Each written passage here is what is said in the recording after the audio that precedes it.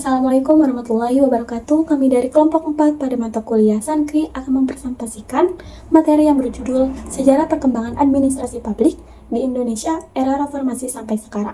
Adapun dosen pengampu pada mata kuliah ini adalah Dr. Tita Moralita, Majia SIP MHAM. Pada presentasi ini kami akan membahas mulai dari latar belakang perkembangan administrasi publik di era reformasi hingga tantangan yang dihadapi saat ini.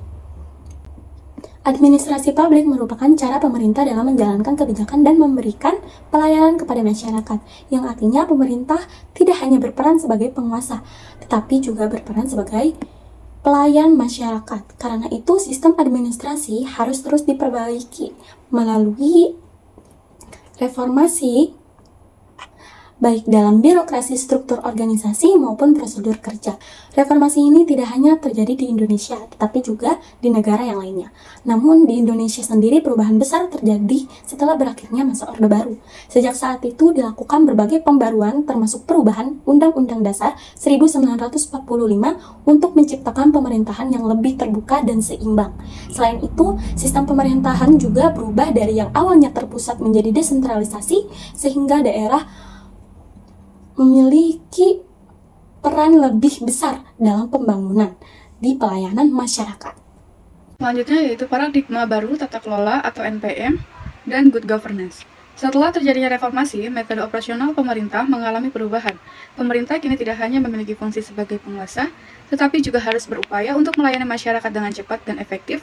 Dari kondisi ini, muncul dua konsep yang sangat penting, yaitu New Public Management atau NPM dan Good Governance. New Public Management atau NPM ini adalah pendekatan yang membuat sistem pemerintahan dapat berfungsi dengan cara lebih modern, mirip dengan organisasi profesional atau perusahaan. Dalam kerangka ini, pemerintah dituntut untuk beroperasi dengan lebih efisien, efektif, dan berfokus pada hasil yang dicapai. Dengan kata lain, yang menjadi ukuran bukan hanya banyaknya regulasi, tetapi sejauh mana masyarakat merasakan manfaat dari layanan yang diberikan oleh pemerintah. Dalam NPM ini, birokrasi diharapkan untuk mengurangi langkah-langkah yang rumit dan mempercepat proses pelayanan. Masyarakat tidak ingin mengalami kesulitan saat mengurus dokumen, izin, atau layanan publik lainnya. Oleh karena itu, pemerintah didorong untuk menghadirkan layanan yang sederhana, cepat, serta mudah diakses. Selain pada fokus efisien, NPM juga menekankan nilai kerja. Setiap lembaga pemerintah perlu menetapkan target yang jelas dan hasil dapat diukur. Melalui pendekatan ini, aparat negara tidak hanya bekerja karena posisi yang diemban, tetapi juga karena tanggung jawab dalam menyediakan pelayanan terbaik bagi masyarakat. Sementara itu, good governance menekankan prinsip pemerintahan yang bersih dan bertanggung jawab, seperti transparansi, akuntabilitas, partisipasi masyarakat, keadilan, dan supremasi hukum. Konsep ini memungkinkan warga tidak hanya menerima layanan, tetapi juga mengawasi, mengkritik, dan memberikan masukan terhadap kebijakan publik, sehingga interaksi pemerintah dan rakyat menjadi lebih demokratis dan terbuka. Di Indonesia, kedua konsep ini krusial untuk memperbaiki birokrasi Orde Baru yang lamban dan tidak transparan. Reformasi birokrasi menerapkannya melalui simplifikasi prosedur, peningkatan mutu aparatur sipil negara, dan pemanfaatan teknologi seperti layanan daring, sistem informasi publik, serta aplikasi pengaduan masyarakat. Contohnya yaitu seperti platform digital, mempercepat akses layanan, meningkatkan transparansi dan memudahkan pengawasan, sehingga dapat mengurangi praktik korupsi, kolusi, dan nepotisme. Di Indonesia, kedua konsep tersebut sangat krusial untuk memperbaiki birokrasi yang sebelumnya berjalan lamban dan tertutup. Oleh karena itu, pemerintah mulai melakukan upaya untuk meningkatkan pelayanan publik, menyederhanakan prosedur, dan memanfaatkan teknologi agar layanan menjadi lebih cepat dan lebih mudah dijangkau. Pembahasan selanjutnya yaitu reformasi birokrasi dan undang-undang ASN. Jadi itu reformasi administrasi di Indonesia itu dilakukan untuk meningkatkan kinerja aparat negara agar lebih profesional, jujur, dan dapat melayani masyarakat itu dengan baik. Nah, setelah reformasi 1998 itu, pemerintah menyadari ada perubahan politik saja tidak cukup karena adanya perbaikan birokrasi. Nah, jika birokrasinya masih lambat, tidak transparan dan syarat dalam praktik korupsi, kolusi, dan nepotisme, maka sasaran revolusinya akan susah tercapai. Nah, jadi itu ada salah satu tantangan utamanya itu adalah reformasi dalam pegawai negeri sering dinilai berdasarkan hubungan sosial, yaitu bukan berdasarkan kemampuan mereka. Jadi itu mengakibatkan banyak pelayanan publik menjadi tidak efektif, berkualitas rendah, dan juga diremehkan. Itu sebabnya reformasi birokrasi itu diarahkan untuk menciptakan sistem kerja yang lebih adil dan berlandasan kompetensi. Begitupun perubahan yang signifikan yaitu ditandai oleh munculnya Undang-Undang Nomor 5 Tahun 2014 yaitu tentang aparatur sipil negara. Undang-undang itu menjadi fondasi baru dalam mengelola pegawai negeri di Indonesia. Di dalam itu ada ASN, ada PNS, dan juga PPPK, yaitu pegawai pemerintah dan perjanjian kerja. Nah, jadi itu kayak diatur untuk bekerja secara profesional, netral, dan juga bertanggung jawab. Undang-undang ASN itu juga menegaskan kewajiban bagi pegawai negeri untuk bersikap netral nih terhadap politik. Nah, jadi itu ASN itu harus menghindari suatu sistem partai politik itu kandidatnya itu untuk melaksanakan tugasnya. Selain itu, reformasi birokrasi itu juga berfokus pada perbaikan struktural dalam organisasi pemerintah dan lembaga yang berdampingan. Struktur mereka juga mengurangi duplikasi tugas dan memperjelas tanggung jawab dengan langkah-langkah keseharian kerja itu lebih efisien dan mengurangi kompleksitas prosedur yang membingungkan masyarakat. Nah, reformasi itu tampak adanya evaluasi nih dalam kinerja pegawai dengan meningkatkan dalam pelayanan publik dan menerapkan sistem digital dalam administrasi pemerintahan. Pembahasan selanjutnya yaitu desentralisasi dan otonomi daerah.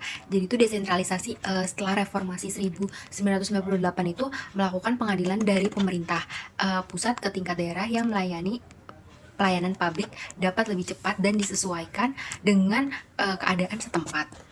Otonomi daerah itu juga berwenang atas mengelola hal-hal terkait pemerintahan, keuangan, pendidikan, dan juga kesehatan sesuai dengan Undang-Undang Nomor 22 Tahun 1999 dan Undang-Undang Nomor 25 Tahun 1999 mengenai pemerintah daerah serta pembagian keuangan. Desentralisasi juga memberikan tanggung jawab yang lebih berat kepada daerah. Pemerintah daerah juga harus merancang program mengelola anggaran dan menyelesaikan masalah masyarakat secara langsung. Jadi itu oleh karena itu birokrasi daerah itu dituntut untuk menjadi lebih cepat, inovatif, dan lebih dekat dengan masyarakat.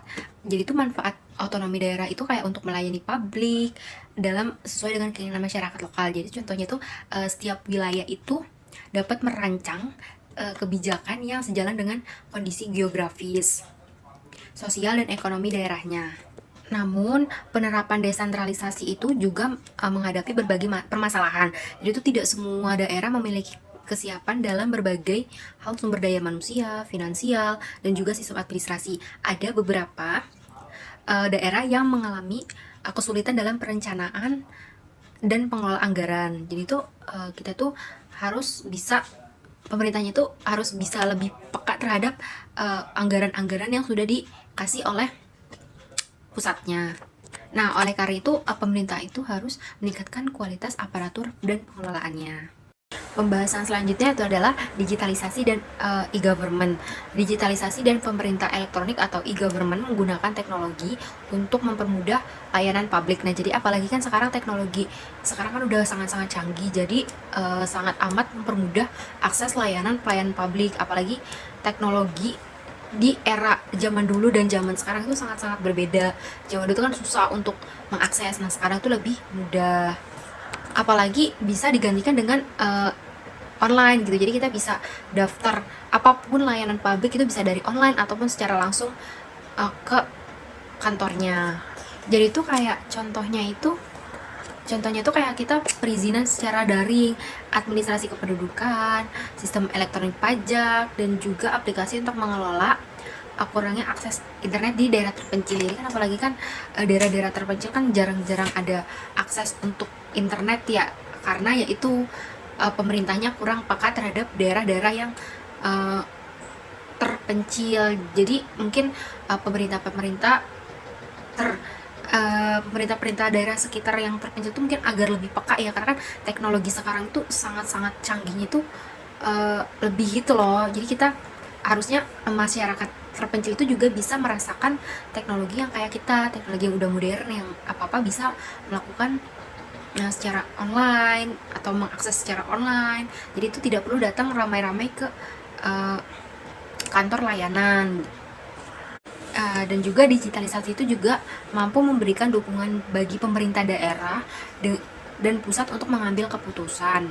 Dengan data yang tersimpan dan secara terorganisir, mampu lebih mudah mengidentifikasi kebutuhan masyarakat dan merumuskan kebijakan yang sesuai, itu kayak menjadikan hak administrasinya itu semakin berbasis data serta berdasarkan asumsi. Nah, pada implementasinya e-government itu dihadapkan pada sejumlah tantangan, dan tidak sesuai wilayah, akses internet, dan infrastruktur teknologi yang serupa. Terakhir, tantangan administrasi publik saat ini. Masih banyak birokrasi yang berjalan lambat dan rumit, sehingga menyulitkan masyarakat. Selain itu, kepercayaan masyarakat terhadap pemerintah juga bisa menurun akibat kurangnya transparansi. Tantangan lainnya adalah kualitas SDM yang belum merata, terutama dalam menghadapi perkembangan teknologi. Oleh karena itu, pemerintah perlu terus meningkatkan pelayanan, transparansi, dan kualitas aparatur. Sebagai penutup, dapat disimpulkan bahwa administrasi publik di Indonesia pada era reformasi mengalami perubahan yang sangat signifikan. Perubahan tersebut ditandai dengan peralihan dari sistem yang terpusat menjadi desentralisasi. Penerapan konsep New Public Management dan Good Governance, serta adanya reformasi birokrasi yang menekankan profesionalisme dan sistem merit. Selain itu, perkembangan teknologi juga mendorong munculnya digitalisasi pelayanan publik melalui e-government, sehingga pelayanan menjadi lebih cepat dan transparan. Namun, di balik berbagai kemajuan tersebut, masih terdapat beberapa tantangan, seperti birokrasi yang belum sepenuhnya efisien, rendahnya kepercayaan masyarakat, serta kualitas sumber daya manusia yang belum merata. Oleh karena itu, diperlukan upaya berkelanjutan dari pemerintah untuk terus meningkatkan kualitas pelayanan publik, transparansi, dan profesionalisme aparatur negara. Demikian presentasi yang dapat disampaikan. Terima kasih atas perhatiannya, dan mohon maaf apabila ada yang kurang. Wassalamualaikum warahmatullahi wabarakatuh.